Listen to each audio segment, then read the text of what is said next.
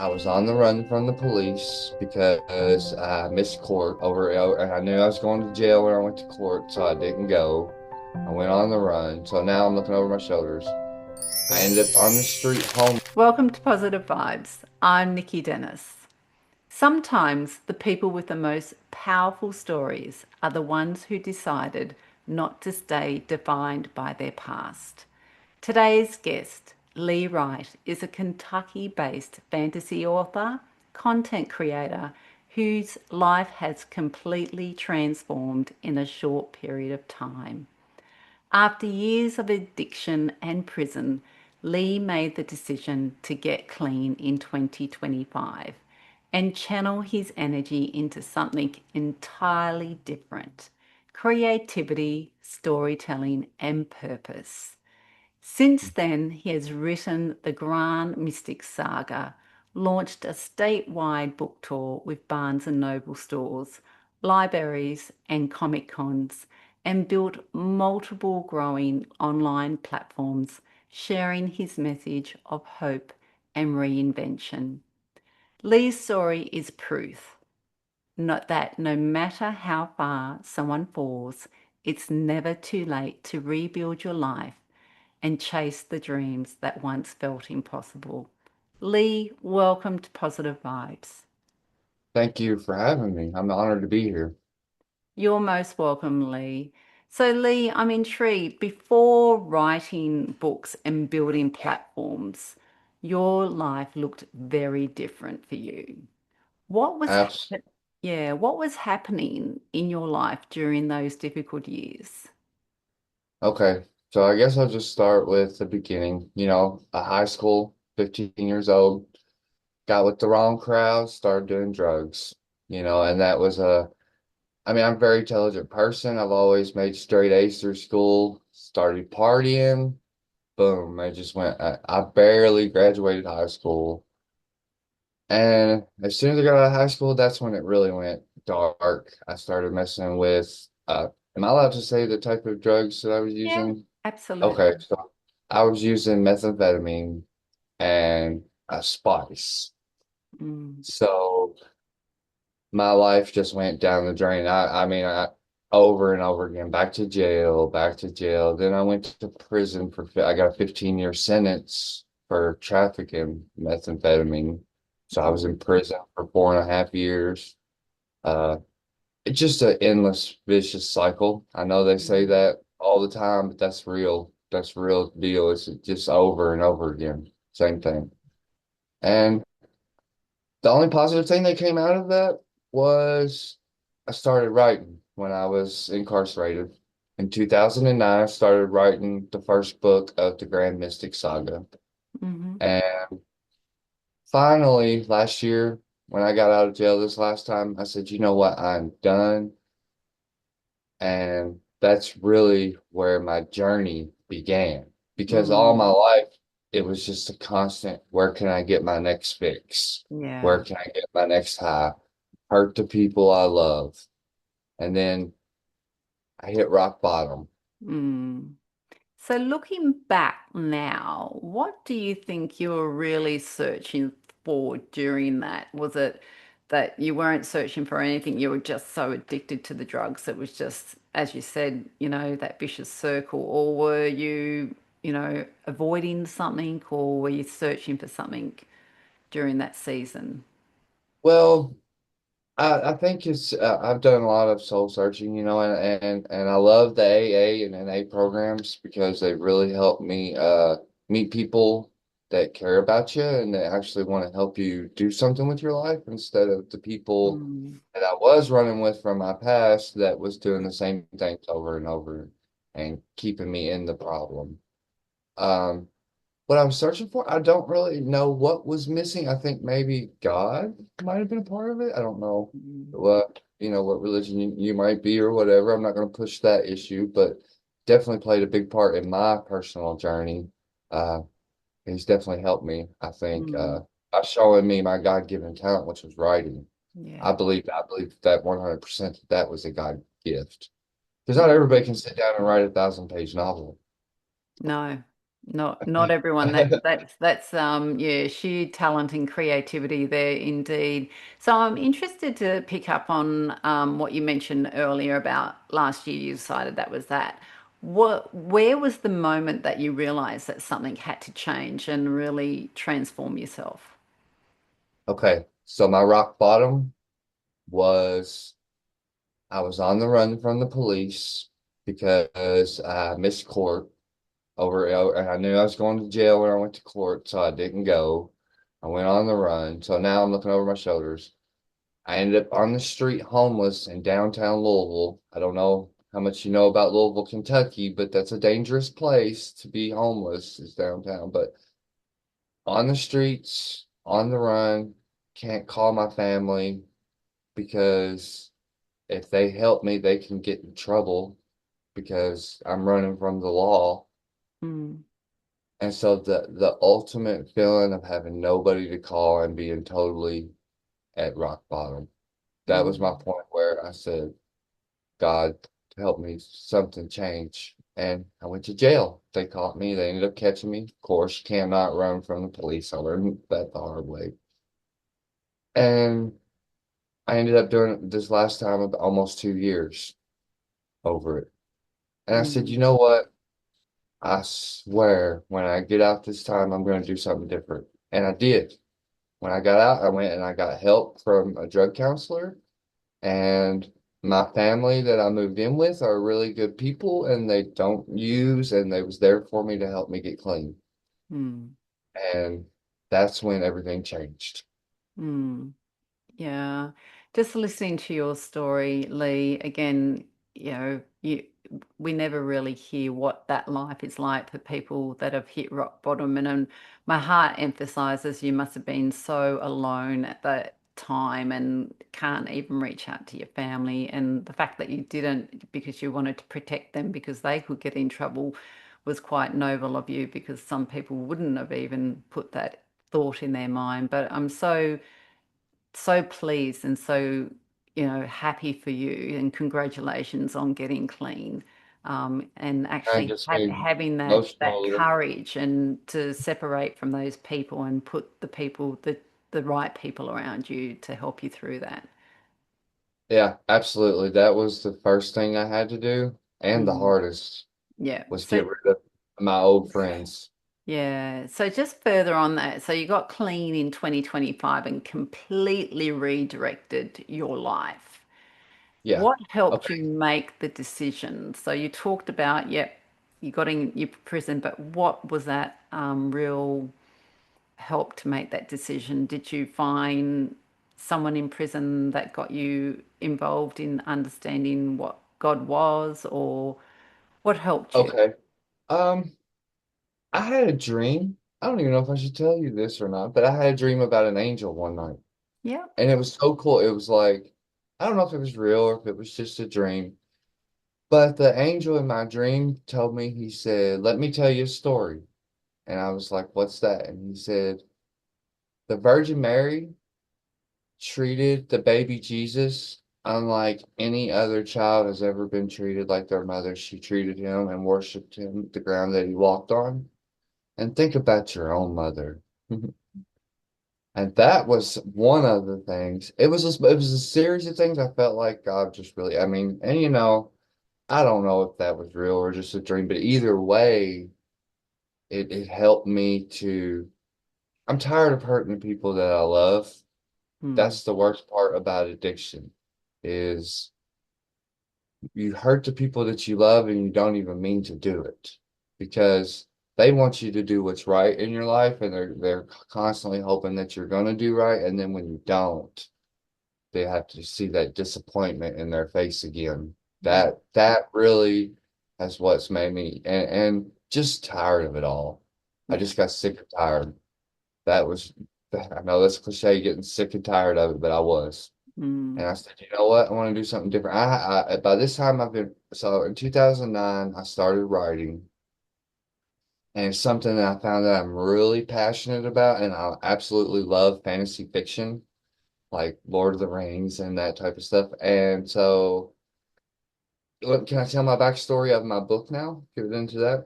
Well, I was just going to say, how did writing become part of your healing and transformation? So go right ahead.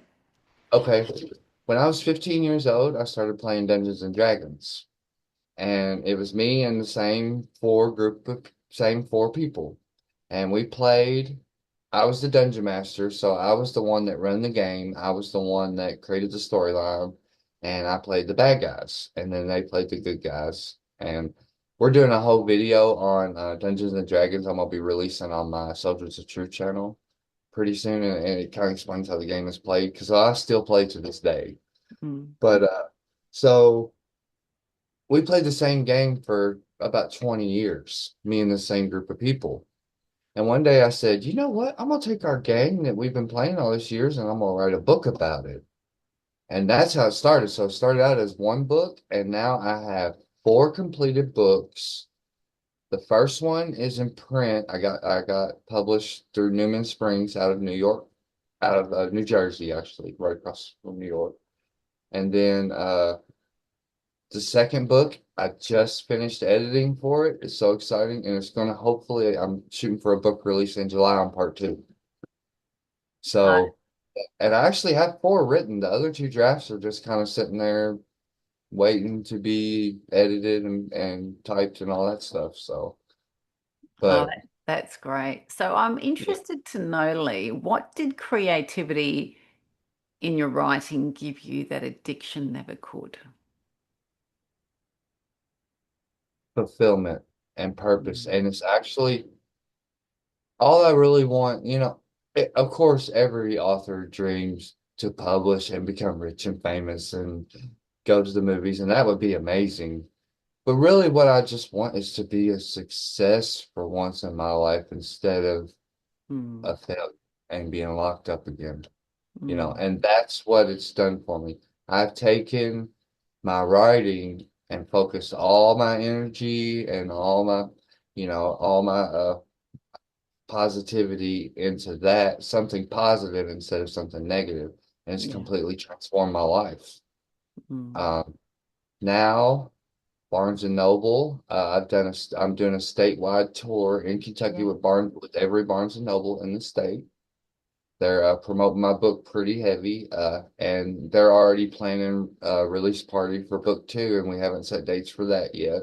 Mm. But um, and then okay, so I haven't even got to my content creation yet. This is just my writing. So my Yeah. books, so book two, hopefully in July. Keep your fingers crossed as a release party. So hopefully. Mm. Um, That's oh, wonderful. So I'm now I'm interested. So you've just given a little bit of a background of how you're writing and this and where you've got the ideas. So you've poured yourself into creating the Grand Mystic Saga. Where correct. did that inspiration for that world and story come from? So we know you were playing the Dungeons and game. Dragons. Yeah. Yeah. So That where did the inspiration come from? from me, Mm, from in my mind. It's so weird. Like people tell me all the time, they're like, how do you know? Because like I've got the complete Dungeons and Dragons player's handbook pretty much memorized. I've been playing for 20 years. mm, So like even when I went to like jail and stuff, we would play and I would create the game in there and be working and so the creative genius behind it is what somebody pointed out to me is when I play Dungeons and Dragons with somebody, I keep notes of every single thing that we do.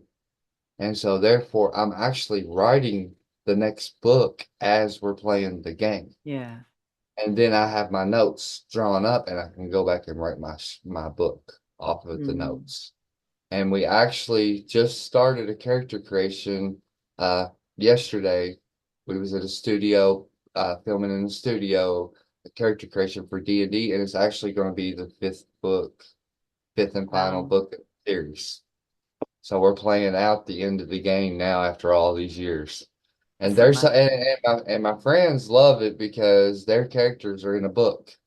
So it's like they'll be like, "Are you gonna put this part in there? Are you gonna put when we did this in there?" And so I've got all this knowledge of what we've done over the years. So I already pretty much know how it's all going to end. I just have to write it. I'm envisaging something like the series of Stranger Things that might be, yeah, coming to fruition for you. Yeah, Yeah, no, how yeah, exciting. yeah, definitely Stranger Thing, but it's kind of okay. If you want to think of the Grand Mystic Saga, think of Harry Potter mixed with Dragonheart Wow. because it's got dragon riders and the draconian people, which are the good people of the world, and the dragons are the good guys in my world. And Yeah. there's four of them. When the book starts, there's four alive in the world, four dragons. Mm, And then you got the other half of the book, which is about the Grand Mystics of Ire, which is what the whole saga is named after. yeah. So can I give my little pitch for my book? Yeah, go right ahead. Okay. So in the dawn of time, the creator created all things, and he created magic in the land. He created all different types of magic. There's arcane, divine, necromancy, shadow magic, but the most powerful of them all was dragon magic. So he quickly realized that he needed some way to maintain the balance of magic in the land before the world destroyed itself. So he created three ancient sentient beings called the Grand Mystics of Ire. Hmm. So the first book is about okay, so the Grand Mystics of Ire, their sole purpose is to maintain the balance of magic. So they hibernate for thousands of years at a time as long as the world is at peace. If Hmm. that balance is disrupted, they awaken, and now they're awake, and that's where my story begins. Oh, very intriguing, very intriguing.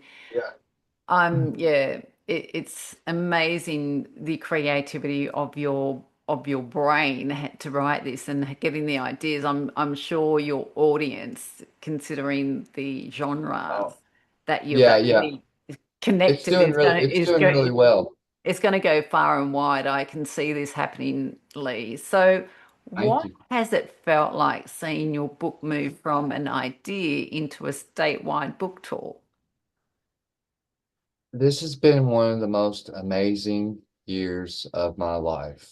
Um, I always thought that I was a failure because I had conditioned myself to believe that because of the drugs. It was like Mm. I couldn't live without them. I couldn't do anything. I couldn't focus on anything other than that. Now that I've gotten clean, at first it was really hard.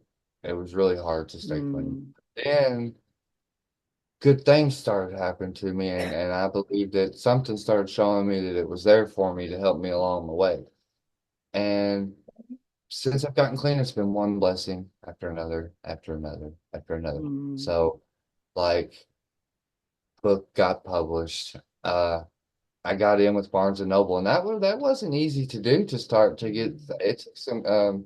A really good friend of mine works at Barnes and Noble in Elizabethtown, Kentucky, and she gave me my first shot. And that was a smash success. I sold every single copy that they had in the store Mm. and realized I'm good at this. I'm good at talking to people, and because it's I'm past something that I'm passionate about and I really care about my writing and I really care about it. So people can pick up on that vibe. Mm. You know what I mean? You can pick up Yeah, on if somebody cares about what they're doing compared yeah, to where they're just trying to get through the day, you know? yeah. And Um, congratulations on being clean, Lee. I know it's never a hard feat and it's every day you've got to work at it. We all know that. Did you it ever really is. imagine during your hardest moments that you would one day become a published author? I dreamed of it, but I never would have thought it would be real Mm. because of the life that I lived. Just because don't get me wrong, your family loves you, but they can only do so much for you, and they want to do everything in the world for you, but you got to do it yourself. That's the key. I realized that I had to do it for myself. I did it for the people I love, of course, but I want to be a success. I just want to be a success in life and actually be able to live a normal life. And that's what I'm doing now, and it's amazing. It's like something I never thought was possible. Mm. And now especially with the Barnes and Noble thing is, I'm getting, I've done every Barnes and Noble in the state, and I'm in with Barnes and Noble. I'm Amazon affiliated now. I have an Amazon affiliate link. I Yeah. got a shop.org link. Um, and now I'm on a podcast with an awesome person that I appreciate the chance, and it's just continued blessings. Yeah, yeah. So, Lee, you speak openly about manifestation and relentless belief. What does manifestation really mean to you? Okay, so my mom asked me the same question the other day because I was trying to explain it to her, and she's like, "What is manifestation?" I said, "Well, look at it this way, Mama. If you wake up in the morning and you say, today's going to be an awful day. I don't feel like getting out of bed. I just don't want to move. You're probably going to have an awful day to where you don't want to get out of bed and you don't want to move. So what I try to do now is to wake up on a positive note, drink my cup of coffee, and then I think, what am I grateful for today? Well, I'm grateful for this opportunity to be on this podcast. I'm grateful for all the blessings in my life, for still having some good people that are there to support. Positivity breeds positivity. Mm, Negativity breeds negativity. I'm a firm believer in that. And I found that I started saying, you know what? I am not a failure. I am not, I am not what they have labeled me to be, and I can be better than that. And I mm, manifested that into my life by getting mm. clean. That's I firmly believe that. Yeah, I love that for you, that you actually had that foresight to actually understand that the energy and the power behind negativity and positivity actually changes your life trajectory. So, how important were discipline and consistency in changing your life? Oh, very, very important. I have a best friend. She's my drug counselor, and she's like my new best friend because she helped save my life. Consistency was really, it was just getting rid of the old people, places, and things. That was what got me clean because if I'm sitting here and somebody walks in and they've got something that like meth or something that I'm addicted to, that's going to be a big temptation for me even now. I mean, I'm working on Mm, up till July the 14th, I'll be a year. And, you know, I, so I separate myself from those people so I don't get put in that situation. And I surround myself with people that love me and that don't do that kind of stuff. mm, Because even the toughest person, I don't care, it's temptation is hard when it's put right in your face.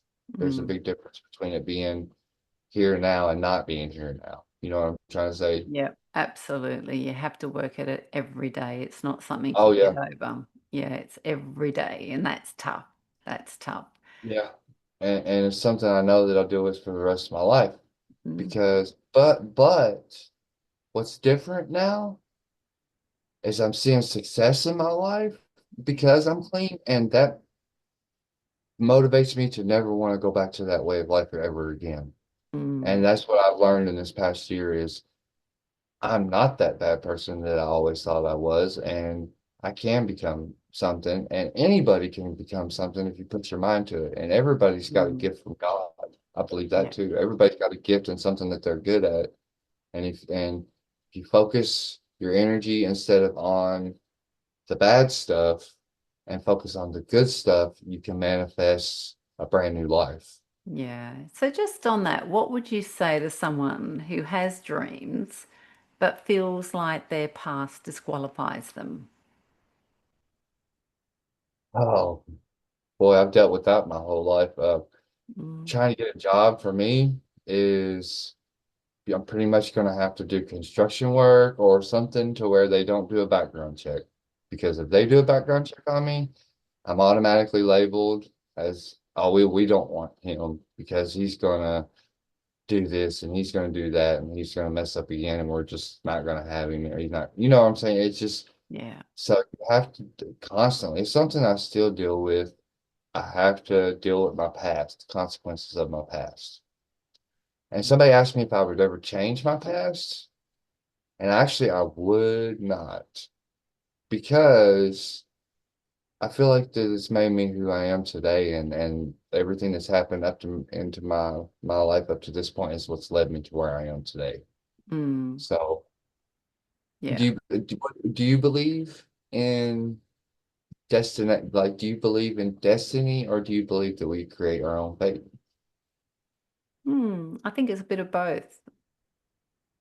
I think it's I a do bit of too. both. Yeah. Yeah, And I think it's like, I love that you go ahead. don't have regrets, that you have accepted and you've forgiven yourself, but there was all a reason for why you went through that because your learnings now and what you're doing with it is helping others as well. So just on that, you've also built built many YouTube channels and a Yes. growing online presence. Why is sharing your journey important to you? Um, because I want to help other people. Yeah, Because the way that I look at it is if we could help one person tonight with this podcast that we're doing, that would be absolutely amazing if you could just help change one person's life in some yeah, shape, way, or form. And you can, and I just want to say, you, anybody can do it, and it's really hard, but with the right support and the right environment, you can accomplish anything. You yeah, really can. You just got to make up your mind. That's the key. You can yeah, go to 100 meetings or 1,000 meetings, but if I had to make up my mind that I was done before I was done, and yeah. that's what did it. Yeah, and just with that, Lee, it just takes one person to help, and then the ripple effect will help go on from there. From that one person will help another person, and so on. You never see the extent of change that you make just by helping that one person. So, Lee, what message do you hope people take away when they hear your story? That you could what message? Okay, let me think this over. You can do anything that you put your mind to. The old cliche, that's the realest thing in the world. Your mind is your most powerful tool because if you say today's going to be a good day and I'm going to do this today, I'm going to do that today, that's what you manifest in your life because that's what your mind is centered around focusing on that for that day and you can create a good day and you can and it's not always going to go the way that you want it to go.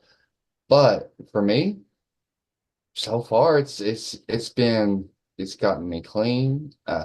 And my YouTube channels, that's probably my favorite thing that's going on in my life right now is my YouTube because especially my Soldiers of Truth, because it's all about ancient mysteries and yeah, like history's greatest mysteries. You know, I did one on like Cleopatra, the seven ancient wonders of the world, Medusa. I did one on Jesus raising Lazarus from the dead, cherub angels, any type of that's the type of content that I put on my YouTube channel because that's another thing that I'm passionate about. I'm really big Mm-hmm. conspiracy theorist and I love a good conspiracy and stuff like that. So that's what my channel is focused on my my Soldiers of Truth, and that's my TikTok as well.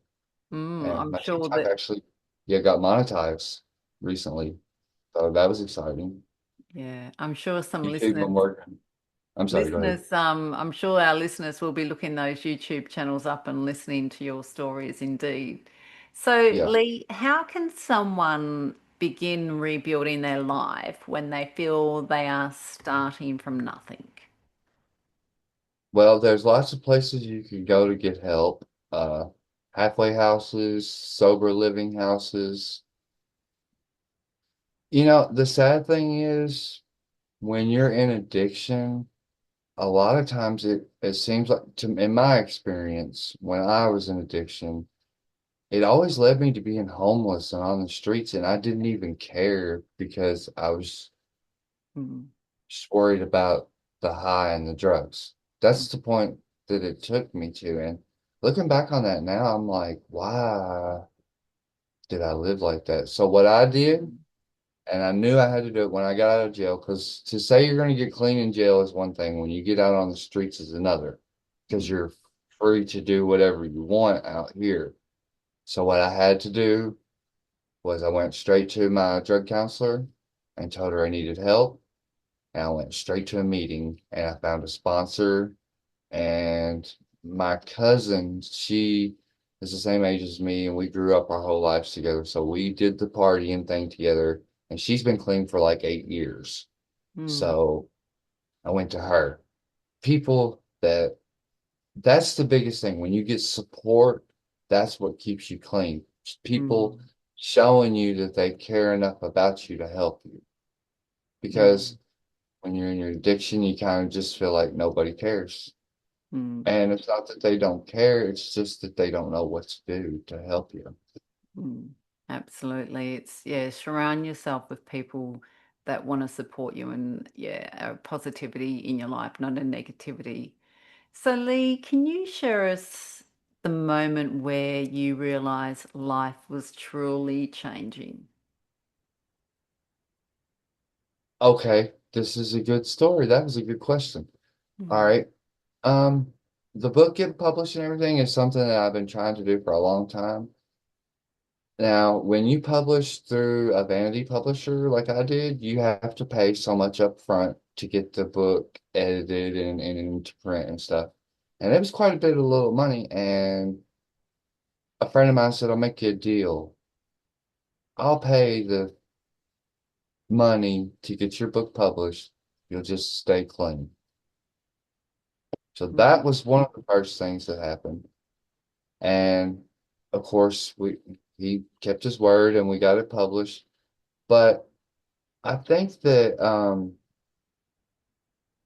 the point that I realized everything was changing for me was when I got my first book signing with mm, because I got two in a row. I got the Elizabethtown book signing. She finally said yes to me, and then the next day I went to pick up a sign that I had made for the book signing and stuff. And this is kind of a cool story. I was sitting in I walked into the Barnes and Noble in Louisville. She's done told me no twice because Barnes and Noble don't usually do book signings with authors that are self-published. It's usually traditionally published. And so, but I guess they liked me and gave me a chance. And that's what got my foot in the door and got everything started. But I walked into the Barnes and Noble in Louisville and she said, okay, I'll give you a shot, Lee. And I was like, thank you so much. I promise I won't let you down. And I went out in the parking lot and I realized this is really happening. This is really my dream that I've had my whole life because I've always dreamed of becoming a published author. And I always said if I could just sell one copy of my book, mm. I would be a happy man. Yeah, And I yeah, started crying. I yeah. actually literally started crying. I'm sitting on the parking lot crying like a little baby because I'm happy though, because I can't believe this is happening. Mm, And a Jelly Roll song comes on the radio talking about God. And it was kind of a cloudy day out, and this hole parted in the cloud, and a ray of light shined down on the land behind the mm, store. And I just felt like God was saying, hey, keep doing what you're doing, and I yeah, got you. That yeah. was the point where I really realized things are really starting to change up for me, Mm. and I'm doing it myself by staying clean. Yeah, that's a beautiful story, Lee. I just love that because there's so many messages in that of when you actually truly experience life. You see those signs, you see those moments, and you actually truly take them in when you're just I have walking through life goosebumps. or in a world where you're not participating in life. That's where you miss all that. So the fact that, you've come out of this and you're actually experiencing life and seeing those signs, it's so beautiful to hear. So, Lee, can you share one lesson addiction has taught you about yourself? I have to be careful with the things that I do. I have a very addictive personality. Hmm. So like I get a tooth pulled, I'm not getting pain pills for it for Mm. sure.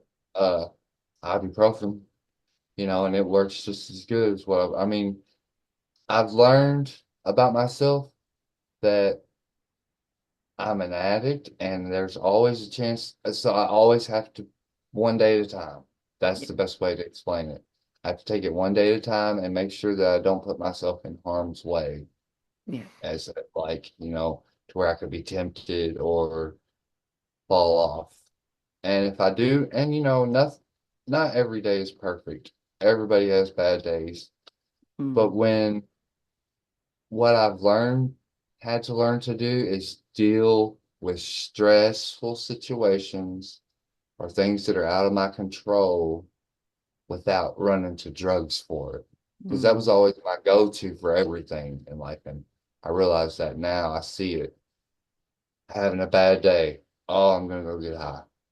Oh, this was a great day. This happened. Let's go celebrate. Let's go get high. Mm. Uh, so everything revolved around the drugs. So I've had to find something else to replace that with, and it was my writing and my YouTube and my social media, and I found out that I'm really good at it and that I love it. So Mm. that I think that more than anything has kept me clean. It's keeping myself busy, having Mm. a busy schedule, not having loose time on my hands to just, oh, I'm bored. What do I do? Mm. Finding something that interests you and that can help you change the way that you're thinking, change what you're thinking about. Yeah. I love what you just said there in regards to, and I believe there'd be a lot of people out there that resonate with what you said. You're having a bad day, so you go for drugs or alcohol. You're having a good day, so you go and celebrate with drugs or alcohol. There'd be so many people that would resonate with that because that's their vice, and you've changed your vice to your writing and your YouTube channels. But also, I love the advice that you gave in regards to take it day by day. And that's where if you set little mini goals day by day, Absolutely. you're not putting yourself under pressure day by day. And also, if you're having a bad day, still be kind to yourself. Don't be hard to yourself. Still be kind to yourself. So, Lee, if positive vibes were about believing transformation is possible even after rock bottom, what does that belief look like in your life today? I know that I know this for certain. If I was to go out right now and do some drugs, everything that I've worked so hard for would fall apart and I would end up right back at rock bottom, whatever that would, and maybe even dead. I look back over the years and I'm really lucky to be alive today because I mean, I've lost so many friends to drugs over Mm, the past, especially in the past 5 years. It seems like it's just escalated. And I don't want to lose my life. I love my life and I don't want to throw it away on something that's useless anyways. yeah. It's a deception. I believe it's an evil deception to think, oh, I gotta have it. I gotta have it. It's gonna be fun when I do it. It's gonna be the best time of my life. But then it's not. And Mm, then I'm right, once you do the first one, you can't stop again. That's real. yeah. I have to maintain complete sobriety in everything I do. I mean, Yeah. that's just gonna have to be it for the rest. And I'm happy with that today. That's not before that seemed like an impossibility to me. Like I couldn't even imagine going a Mm, whole day. But now I couldn't imagine going back to it because I see there really is a life after addiction if you mm, just work for it. yeah. Well, you are here now, Lee, and we are glad that you are here. So, where can our listeners connect with you, follow your book tour, and explore the Grand Mystic Saga and your online platforms? Okay, so let's see. I'll start with my TikTok and my YouTube channels, the Soldiers of Truth, and it's actually the Soldiers of Truth and then the number two. So if you search for that on Facebook or TikTok, that's my big channel, and it's all about ancient mysteries. And like I was saying, I got some stuff on there about UFOs and Bigfoot, and and it all ties into fantasy. And then I do a lot of history stuff too. I love like ancient history, like Egypt and stuff like that. And I'm actually just started today a new series. It's going to be called Presidents of Valor. And I'm going to do certain videos. Like my first one's going to be about George Washington and his life and how he founded the country. Obviously, he's number one president, so I'll start with him first. And then do a couple videos on other presidents. I don't know which ones yet. I haven't made it that far. But okay, so that's my two. And then on YouTube, there's also the Mystic Road for You, but it's the Mystic Road and then the number four and then While You. And that is my author's journey. So you can like I do like this podcast will be on that channel. Hmm. Uh book tours, I do live TikToks, I post on stuff on there. And just I was on the radio on WBRT in Bardstown, that interviews on there. Yeah. All my social media presence for my book stuff is on the Mystic Road for You. Now, if you want to add Wonderful. me on Facebook, I'm author Lee Wright, and then on Twitter or X, it's Lee Wright 16508. Wonderful. I'm sure our listeners will be able to find you on one of your platforms as you're spread across a lot there. So I'm sure our Yeah, listeners will be yeah. looking you up. So Lee, what final encouragement would you give to someone trying to rebuild their life right now? If you feel like it's too much for you, get help. Number one. Mm, Always you can call somebody. Find a meeting. I know that sometimes it's hard to just go out and meet new people, especially when you're still even if you're still using, you can go to a meeting and meet somebody that is there to help you. mm, There's always people. I've never been to an AA meeting where there isn't somebody there that really isn't trying to help people. That's the best place to go to start.